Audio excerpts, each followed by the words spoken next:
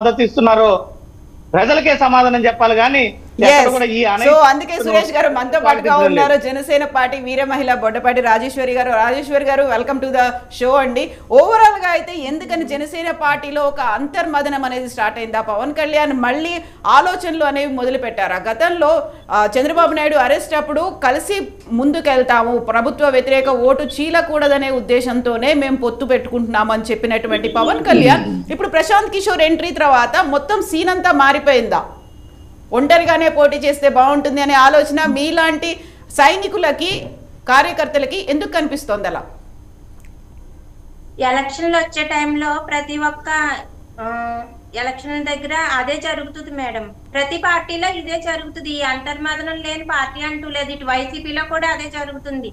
కానీ ఇప్పుడు వైసీపీ వాళ్ళకి సడన్ గా పవన్ కళ్యాణ్ గారి మీద అంత ప్రేమ ఎందుకు కలిగింది అన్నది మాకు చాలా ఆశ్చర్యంగా ఉంది. ఇదే ప్రేమ మీకు గతంలో ఉంటుంటే మీరు ప్రజలకి సరైన పాలన అందించేవారు. మీరు ఎప్పుడు పవన్ కళ్యాణ్ గారిని నిందిస్తూనే ఈ 5 సంవత్సరాలు గడిపేశారు. కానీ ఈ రోజు సడన్ గా చంద్రబాబు నాయుడు గారితో కలిసేటప్పుడు మీకు భయం కలుగుతుందో మాకు అర్థం కావట్లేదు.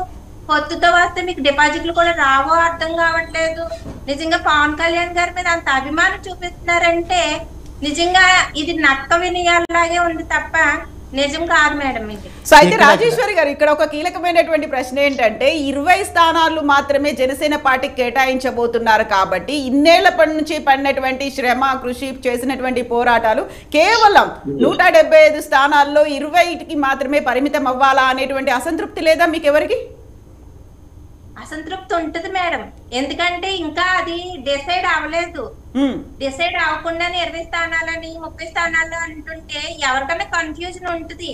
కానీ పవన్ కళ్యాణ్ గారు ఏదైతే నిర్ణయించి మనం ఈ రూట్ లో వెళ్తే మనకి ప్రజలకి న్యాయం జరుగుతుంది అని చెప్పారు అంటే ఆ రూట్ లో వెళ్ళడానికి మేము అందరం సిద్ధంగా ఉన్నాం. మాకు ఇన్ని స్థానాలు కావాలి, ఇన్ని సీట్లు కావాలని కాదు. మెయిన్ ఈ వైసీపీ పరిపాలన నుండి ప్రజలు పడుతున్న దుస్థితి నుండి బయటపడేసి రాష్ట్ర అభివృద్ధి జరగాలి మేడం. మెయిన్ రాజధాని కావాలి. అంటే చంద్రబాబు నాయుడు గారు రాజధాని నిర్ణయించారా? 2014 నుంచి 19 వరకు మీరు చంద్రబాబు నాయుడు గారు పరిపాలన చూశారు. ఏ రాజధాని డిసైడ్ చేశారని చెప్పేసి చంద్రబాబు నాయుడు గారు మీరు కావాలనుకుంటున్నారు, మీ నాయకుడు కావాలనుకుంటున్నారు? అమరావతి రాజధాని అని ఎక్కడా గెజిట్ నోటిఫికేషన్ ఇవ్వలేదు. ముందు అది తెలుసుకోండి. చంద్రబాబు నాయుడు గారు అధికారంలో ఉండగా ఎందుకు కేంద్రానికి గెజిట్ నోటిఫికేషన్ పంపించలేదు? అమరావతిని రాజధానిగా మేము నిర్ణయించామని. కేంద్రం దాన్ని రాజధాని అని మీ అంతటా మీరు అనుకుంటే సరిపోదు సార్. మీరు అన్నట్టే ఆలోచిద్దాము. కనీసం 3 రాజధానులు 5 రాజధానులు అంటున్నారు. ఏకైక రాజధాని అన్నా ఉంటది కదా. రాజధాని ఇన్ని 3 రాజధానులని ఆయన ఎక్కడా చెప్పలేదు. రాజధాని అనే దానికి ఒకటి గుర్తుంచుకోండి, చాలా దేశాలకి, చాలా కంట్రీస్కి 2-3 రాజధానులు ఉన్న రాష్ట్రాలు కూడా రాజధాని ఎక్కడా ఉండే. ఇప్పుడు డిజిటలైజేషన్లో రాజధాని ఇక్కడే ఉండాలి, ఇక్కడే ఉండకూడదు. అసలు మీకు అమరావతి ఎందుకు అమరావతిని రాజధానిగా ఫిక్స్ చేసిన రోజు ఎందుకు ఎన్ని కంపెనీ ఇప్పుడు వైజాగ్ అనగానే వైజాగ్లో చాలా సానుకూలత ఉంది. రాజధానికి కావాల్సిన రాజధాని వైజాగ్ అని వైఎస్ఆర్ కాంగ్రెస్ పార్టీ ఫిక్స్ అయింది. 3 రాజధానులు 4 రాజధానులు. హైకోర్టు ఎక్కడుంటే ఎవరికేం సంబంధం అండి?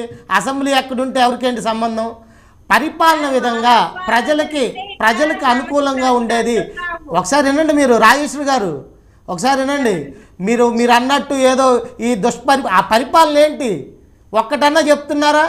మీ నాయకుడు ఏ రోజున ఒక్క మీటింగ్లోనూ జగన్మోహన్ రెడ్డి గారు ఈ తప్పు చేశారు, ఈ ఏరియాలో ఈ తప్పు జరిగింది, వీళ్ళ ఆస్తులు విధ్వంసం జరిగింది, ఈ విధంగా అసలు ఇంకా నయం తెలుగుదేశం పార్టీలోనే ఎక్కువ విధ్వంసం జరిగింది.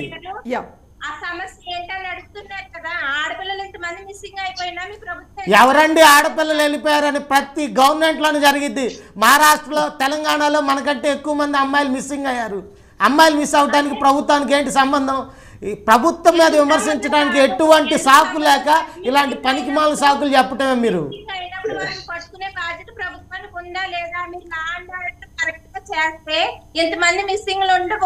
ఎంతమంది మిస్ అయ్యారండి? అసలు అమ్మాయిలు మిస్ అవటం ఏంటి? అమ్మాయిలు వెళ్ళిపోయేదానికి ప్రభుత్వానికి ఏంటి సంబంధం? మైండ్ లైన్ పవన్ కళ్యాణ్ గారు చెప్పినట్టు మీరు చెప్తా ఉన్నారు. పవన్ కళ్యాణ్ గారు అంటే అమ్మాయిలు మిస్సింగ్ అనే కేసు అమ్మాయిల missing case only Jaganmohan Reddy గారి పరిపాలనలోనే జరిగిందా? చంద్రబాబు నాయుడు గారి పరిపాలనలో జరగలేదా? కనీసం మిస్సింగ్ అయిన వాళ్ళని డెఫినెట్ గా అవన్నీ ప్రభుత్వం చేసిద్దండి, మీరు చెప్పాల్సిన అవసరం లేదు. ప్రభుత్వ వైఫల్యాలు వేరు, లేకపోతే ప్రజలు మిస్సింగ్ వేరు. ఎక్కడైనా మిస్ అవుతూ ఉంటారు. మీరు కేసు పెట్టలేదా? ఏదో దాంట్లో నేను చూసాను మీ వీడియోని, దేని మీద ఏడ్చుకుంటా మీరు అక్కడ చేశారు. దేనికోసం అయ్యా అంత యాక్టింగ్ చేశారో తెలియదు. మీ ప్రభుత్వాన్ని మేము ప్రశ్నించినందుకు మీరు మాకు చేసిన అవమానం అది.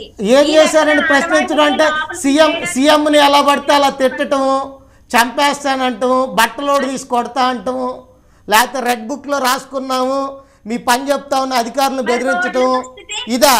ఇలా చేస్తే ఊరుకుంటారా? ఈ 5 సంవత్సరాల రోడ్లతో స్థితి చెప్పండి.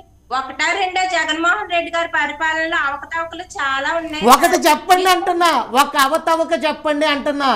ప్రభుత్వానికి సంబంధించిన వైఫల్యం వేరు, అమ్మాయిలు మిస్సింగ్. ముందు అది తెలుసుకోండి. ముందు లా అండ్ ఆర్డర్